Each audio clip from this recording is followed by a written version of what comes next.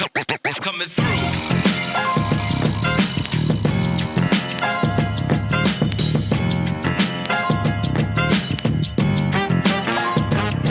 I don't have my headphones on right now. I'd probably shut off too soon. You know, I heard something today that I thought was very funny. And these people were in a panic. And one guy stops and goes, hold on. Let's stop before we make a rash decision. You get that? Anyway, this guy right here taught me how to make rash decisions.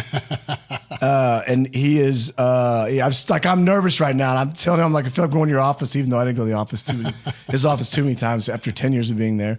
But we've got a Dallas legend and a tennis legend. Comes all the way through us from South Africa and has been here in the great state of Texas for a while. His name is Mr. Billy William Thomas Freer, right? I get that right? Well, it's not Thomas. It's Shit. William. I knew it.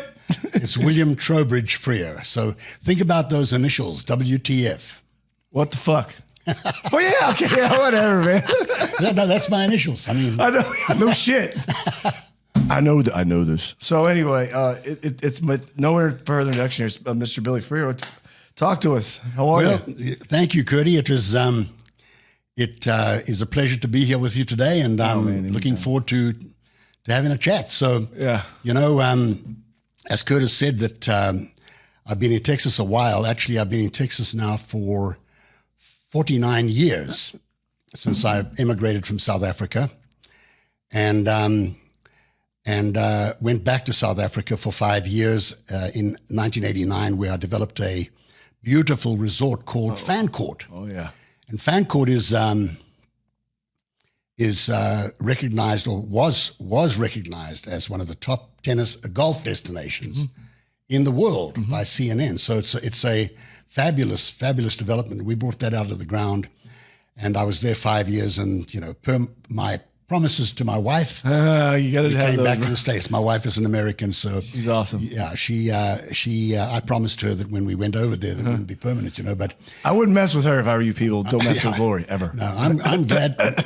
I'm glad to be back. When I came back, I joined the Brookhaven Country Club, and we are presently in our 30th year at the Brookhaven Country Club. Yes, and I've been very fortunate to have with me two Daves, Dave Anderson, Dave Ware. Yes, sir. Who are very accomplished professionals. Yes. Dave Ware is now the director of tennis at Brookhaven. Absolutely. And it works for me. I own the operation at Brookhaven Country Club, and Dave Anderson, who also works for me, is our teaching guru. Yes, sir. Mm-hmm. But as you all know, the sport that's really taken off is pickleball, and that's one of the reasons I'm here. Is that the club that I'm at, Brookhaven Country Club, started off 3-4 years ago with 4 tennis courts. We converted a tennis court into 4 pickleball courts. Mm-hmm. And quickly, over the course of 3 years, we have grown to where we now have 16 courts. That's great, man. Which includes 4 courts inside. Yes. And the pickleball membership is growing exponentially. Yes. Activities are fantastic. And we have on staff a pickleball pro by the name of Ben Paquette. He's well known around the Dallas area here, and delightful guy, wonderful personality, very, very dedicated to his craft of teaching pickleball. And the program subsequently has grown wonderfully well. And Ben has certainly shown that he is up to the billing that I got when I hired him. You are the third guest on my show in the past 3 straight weeks that have brought up Ben Paquette. One was David Redding. One was Lucia Diagiacomo. I love you if I said that wrong. And the other one is Corbin Gapsky, who's our Vulcan, is our rep. Lucia's our Vulcan rep. And I've asked to have him on, but I figured I need to go straight to the top before I have him on, when obviously that's you. And Dave Oh, I Ware. think you should have him on. He'll do a good interview for you. Well, he's going to come on. So, being whether you like it or not, you're going to hear from it now because there's no saying we had about Billy Freer was have no fear. It's Billy Freer. So, if he sees something he didn't like, you'd hear about it. Like my dad, who was on a few weeks back, and he's just like a dad to me as far as tennis goes and stuff like that. But just like Dave Ware and Dave Anderson, I love those guys. But anyway, keep going about the pickleball Well, other people might talk about him, but I got him. Yeah, no shit. You think T-Bar feels that way about me? I know they do. I know they do. I got him, and we're not going to let him go. Good. I know how you do that. You kept me for 10 years. And as you know, you were with me for 10 years, and Yes.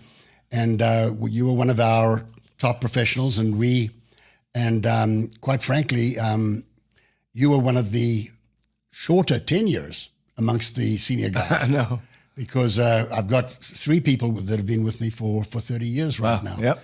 And others who've been with me for that Dion? for 10 years. Yeah, Dion's still there. Yeah. Dion Krupe. That's Dion Krupe, yeah. Yep. He was awarded the USTA award for junior traveling pro. God, about time, man. He's been doing that Of the forever, year, man. so yeah, I remember So that. he was very proud of that, But we've got a good crew at Brookhaven, and pickleball is alive and well. If any of you folks out there would like to join Brookhaven pickleball program, please call it the Racquet Sports Pro Shop, and we'd be very happy to help you. The telephone number is 972-241-5961. So that's where we are in pickleball. There's lots to talk about, obviously, but that's where we are. Well, good. Well, I like I say, he's straight to the point, and I love it. But truthfully, yes, it is. And I will have been on this show. And at T-Bar, they just named me the director of pickleball. I said that last Tuesday, and so I look forward to working with and with Brookhaven again, like I used to. Sure. So let's go to some more stuff about you for a little bit. I love the way that came on hot, coming in hot. But that's what we want. But anyway, so let's talk about you, your family, your history, your background. What do you want to start with there? Well, born and raised in South Africa, and at the age of 23, migrated to Texas. Some of you out there might know the name Cliff Drysdale. He was one of the top players in the world for top tenor for 8 consecutive years, and Cliff Drysdale is now has been the ESPN commentator for many, many years, and so he's well known. In fact, as we speak, Cliff is actually at the U.S. Open commentating because the telecast has been done by ESPN. But Cliff invited me to come to the States. In fact, I ran into him in South Africa at the South African Open back in 1973. It was December. Mm-hmm. And we chatted for a while, and he said to me, do you have an interest in coming to the States? And I said, yeah. I said, in fact, I'd love to come to the States. So I didn't think much of it, but 3 months later, I got a letter from Cliff inviting me to come to join him at the Lakeway World of Tennis. That was those days a big deal because it was the headquarters for WCT, World Championship Tennis, owned by Dallas's Lamar Hunt. Was that in Austin, Lakeway? It was at Lakeway. Yes, and of course I was terribly excited and went over there and was still playing at the time. So I'd play, for a part of the year and then work at the Lakeway World of Tennis for the other part. But it became apparent to me that trying to do both of those just doesn't work. Teaching tennis and playing tennis really don't mix too well. If you're going to play, you got to play, and if you're going to teach, you got to teach. So, needless to say, I was doing very well as a teacher, and I was asked to direct the program at one point, and so I became the director of tennis at the Lakeway World of Tennis in 1979. The place was a mecca back then, huh? And, Place still is. Yeah, and then I was recruited, after being at Lakeway for 15 years, I was recruited by a group in South Africa to go and develop this wonderful golf resort that I talked about previously, you know. And so that was a tremendous experience, and I really had a wonderful education in the business world, and I brought that expertise back to Brookhaven, and as a result of which I think that we were able to make a great success of it. A little known fact. When I worked for this man for a while, he kept talking about this guy named Gary Player. I'm like, Gary Player, he's a good. Didn't you have a good relationship with that guy over there when you were doing that? Gary Player. Billy always acts like a little kid when he say Gary Player's name.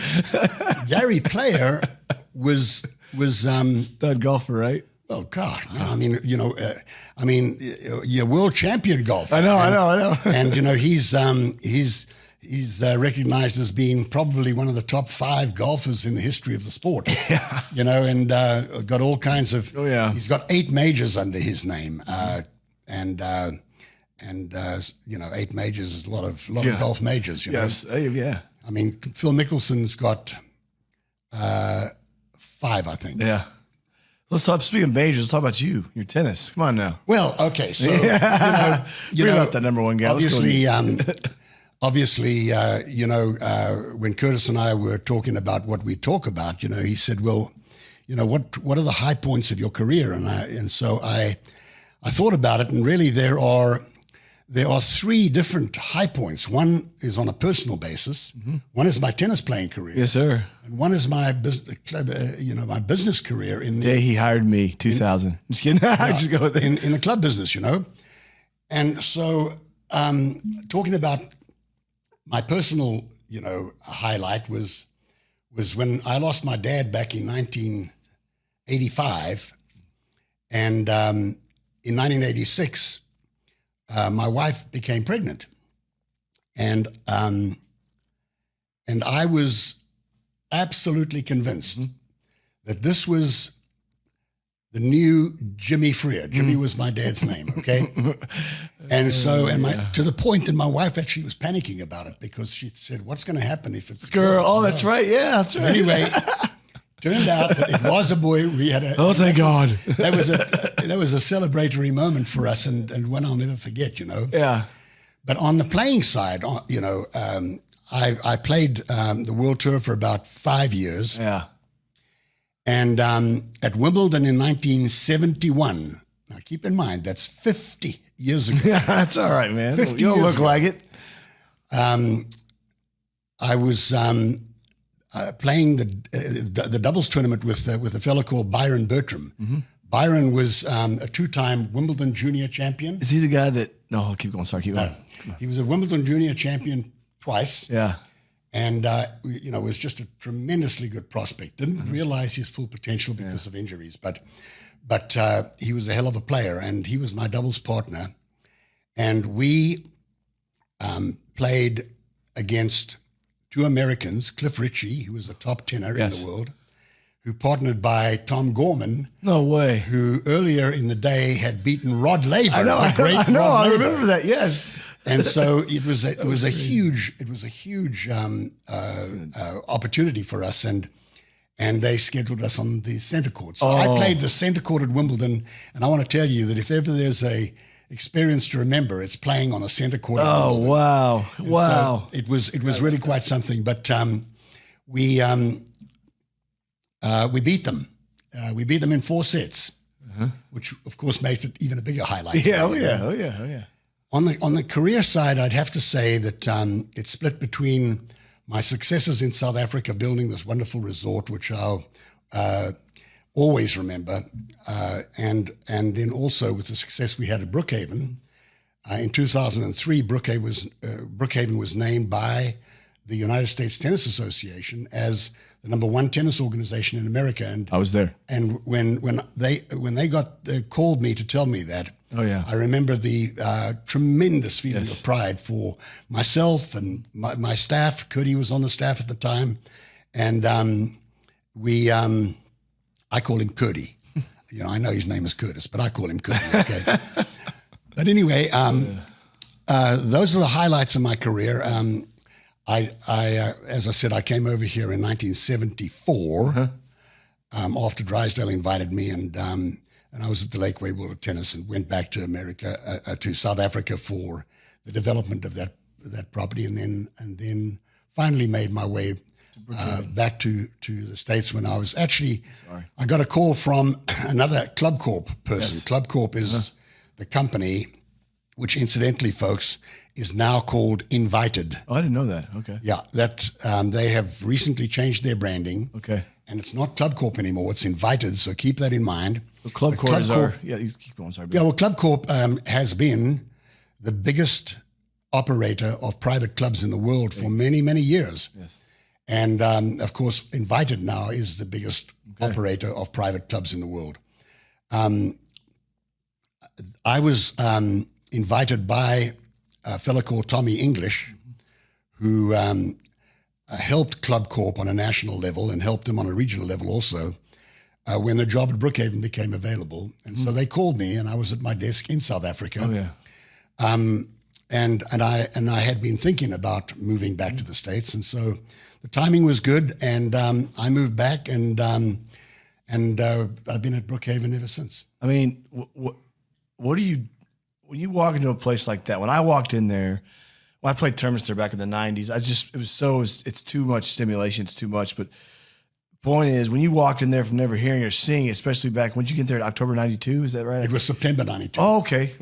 And I'm sorry. So, no, excuse me, September 93. Oh, wow. Okay. So anyway, what'd you think of it? I mean, there's so much there. Well, obviously, the first step was for me to come over to the States and interview with Club Corp and with the Brookhaven management, and I knew it was a huge club. I mean, it is a very, very large club. We have at Brookhaven 40 tennis courts, we have 10 racquetball courts, and now, of course, we have the 16 pickleball courts.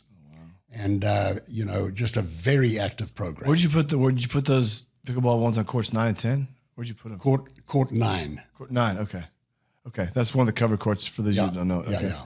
And T-Bar is supposed to be getting 4 covered and 4 outdoor when they're done with 7th. But the point is, it's very advantageous to have that. So, you said racquetball. So what is Mike Goodry still there? Well, he is, but racquetball, as most of you know, this is cool. Is a sport that's really, I hate to say dying because it's such a morbid sounding word, but not as popular here. Right? It's just not popular anywhere. Yeah. It's really lost its popularity. So, Mike is still involved with Brookhaven. Mm-hmm. Mike Guidry was a 4-time world champion. Yeah. So he was another real feather in our cap as a staff there. And we've always called ourselves a racket sports operation rather than a tennis operation, even though tennis has always been the primary sport there. But 4-time world champion. Yeah. Mike, it's funny because I talked to there's the Vulcan rep, Lucia, so we talked about her, and she said, yeah, and I got a friend named Daniel De La Rosa who's coming on the show. He's top 5 on the PPA Tour, APP right now, I believe. And then he also said, I've also got this guy named Mike Guidry that comes by. I go, what? I go, I know Mike Guidry. She goes, yeah. So she said one of her siblings is good best friends with one of his wife. So point is, he's a good guy. He had another great hire for Racquet Sports before really there was a thing with racquetball back in the 90s here around here at least. Well, I tell you that racquetball was actually at its peak back in the 70s. Yeah, because my dad played it. Yeah. And it was they were crazy. Everybody was building courts, and now somebody actually said to me, they said, "Do you think pickleball will be like racquetball?" Yeah, and I really don't think so. And I'll tell you the reason why is simply because pickleball is a sport that can be played virtually at any age. Yes. By a large number of people. Now, tennis, of course, we always brag that tennis is a sport of a lifetime, and it is. And we've got members at Brookhaven who are 80 in the 80s, etc. But on pickleball, we've got lots of members who are in the 80s, and they're having a fabulous time out there. Exactly. But we also have a junior program going on, and we have everything in between. So it's frankly, it's made such an indelible mark, I think, on American racket sports, that pickleball, I believe, is here to stay. And so, we've invested heavily in Brookhaven, at Brookhaven, in pickleball. And I'm confident that it's going to continue to be that way. So it's, again, those of our listeners, this is our legend, a mentor and a friend of mine, Billy Freer, who is the owner of Freer Inc., which runs Brookhaven. And again, Dave Ware and Dave Anderson are leading this charge over there. Amazing pros. And Ben Paquette's the person you can reach out to for lessons. But now, you know what? Let's stop being all cordial. I spent 10 years with this man. Now I'm like, fuck it, wheels are off. So let's have some fun here. I'm going to ask you a few funny questions. Like, ask you what your favorite movie is right now or your series. My favorite series right now is the Lord of the Rings, Ring of Power. It's supposed to feed off Lord of the Rings. I just started watching that, and my wife hates it. That's why I like it. So there's a new show coming on today. What is it? Oh, come on! A new episode of. Oh, sorry. Okay. Yeah. Of Lord of the Rings coming on tonight. That's ADHD's for real. So anyway, I thought he was talking about that. What are you watching? Anything fun? Well, look, I'll tell you what my favorite show has been. What? Over the years? I mean, my best ever. What? Was Breaking Bad. Yes. Oh, yes. We got a winner. I don't know what you win, but you win something. Breaking Bad was awesome. I know. The end of that was perfect. Well, the end of it, I'm not sure if I wanted to see the guy croak, But, well, there's two other series I spent years. My wife and I spent years on binge watching about dead armies. That was terrible. We didn't finish that one. And the other one was about dragons, and that was a horrible ending. But the Breaking Bad was sweet. No, there've been some good ones. I mean, I enjoy watching those series. And, have you seen Better Call Saul or anything? Have you watched that one yet? With Bob, Better Call Saul is like the other part of. No, I know. Seen that? I've watched the whole thing. He's crazy. That's also a good series. I know. Very good. Yeah. Oh, that's got the great Bob Odenkirk in it, who I love. Yeah. All right, so you're gonna like this one, I think. Then I asked favorite music. My favorite. I'm just giving you a list here because I made the mistake a few weeks back of going, so what's your favorite? And they're like, I need something to feed on. So me, I'm saying I'm listening to Dave Edmonds, who's a Welsh rocker from the 60s. He had an album come out called Unplugged In 1994. It's really good. I'm cranking that up right now. Well, plugged in or unplugged? It's plugged in. I'm not working for you right now. Stop that. Unplugged was MTV. There's two of them. Huh? Unplugged was Paul McCartney. No. Eric Clapton. Ren said, "Here's your Ren." Our producers giving us a heads up. Thanks, Ren. Well, Eric Clapton Unplugged. That's a good album. It's a very good album. But my favorite genre of music. Yeah, there we go. Now we're talking dirty. Is country western. Oh, what? Like what? Well, not the new stuff. The new stuff. No, the new stuff is lollipop stuff. Yeah, there you go. I'm talking about the good old stuff. So Willie, George Strait, Willie Nelson. Yeah. Lyle Lovett. Lyle Lovett. Garth all Brooks. those guys. Yeah. There's lots of them. But and I must say I do like the guy on The Voice, man. Randy Tradd. No. Gosh, the audience. Oh must be man, saying, he does idiot. those stupid insurance commercials. Brad Paisley. No, it's Shit. not Brad Paisley. Who is it, Ren? He's got the cowboy hat and he's on those. No, he doesn't have a cowboy hat. It's the guy on The Voice, the country western guy on The Voice. The audience must be going, you idiots. God damn it. Because Gosh dang, pardon. Let's see here. The Voice. I can't know. It's Travis Tritt. no. Voice judges. Here we go. This is live on stage here. Billy Freer scaring the crap out of Curtis. Okay, here we go. Who are the judges? We've got Battle advisors. Oh, they're called battle advisors, Billy. Oh, okay. All right. That's isn't that what parents are called? Whatever. Who? Blake Shelton. Blake Shelton. Oh, shit, you suck. Can you believe that we forgot that? It happens, you know. I'm 71, and I'm telling you, get ready. If you don't know what I mean yet, you will. No, it's okay. My dad was on the show a few weeks back. He was awesome. But I did a little test yesterday. A friend of mine sent a test to me, and he said, you know, if you walk back to the bedroom to get something, and when you get back there, you forget what you came for. Yeah. He said that doesn't mean that you have Alzheimer's or anything like that. Okay. Right. And you're not even, it doesn't indicate that you're even going in that direction. He said, if you forget names, he says, that's okay. And then they do a test afterwards. And the test has got a whole bunch of little circles on it, but one of them is a C. And you've got to find the C in the circle. Okay. And okay. yeah. The C amongst the circles. Yeah, and the C is okay. Whoa, he's going triple. Because they look identical, except the one's got a little.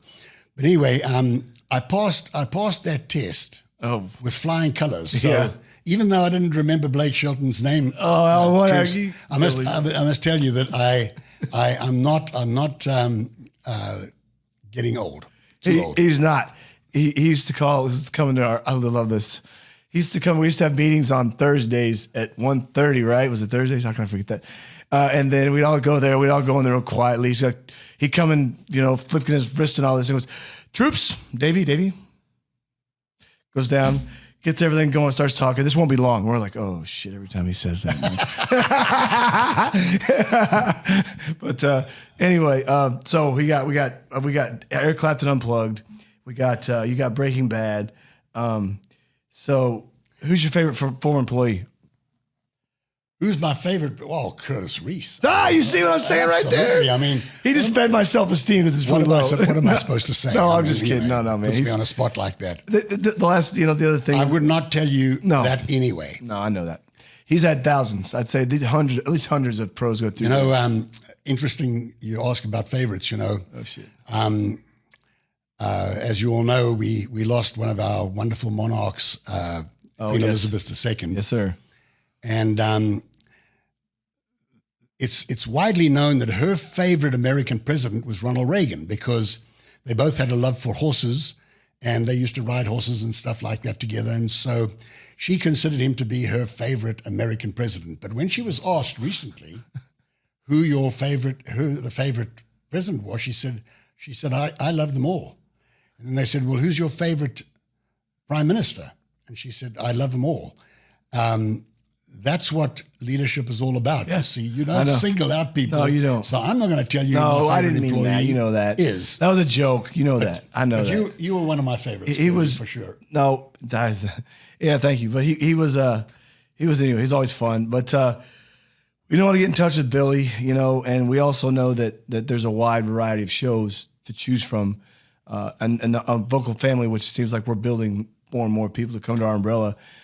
Billy, would you like to come back on some other time further down the road? Sure, absolutely. Great, man. It'd be great. Yeah. Well, hey, listen, it's like, I got into pickleball before it got big. And when people were on the fence, I did it Wednesday night. Someone's like, I don't know if I want to pickle. I don't know if I'm too old. All I do is I grab their elbow. I say, come on, let's pickle.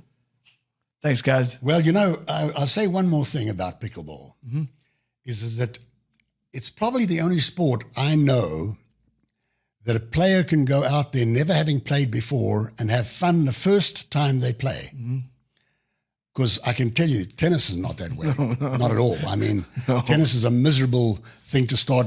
All you do is chase balls around. It feels like crap. It doesn't. Yeah, but that is one of the reasons why I think pickleball is catching on so much. Is that people are having such a good time early in their pickleball careers. That it's got a lot of stick-to-itiveness, and so I wish you luck with your pickleball program. Oh, you're not gonna lose. You're gonna be 22 years, man. We're past the point of getting rid of me, bro. I'm like a miserable. I'm like a dog. I'm just gonna keep bugging the shit out of you. Anyway, so thanks so much, everybody. Have a great night, Billy. You're the man. Thank you. Appreciate it, Curdy. Thank you. Okay. Coming through.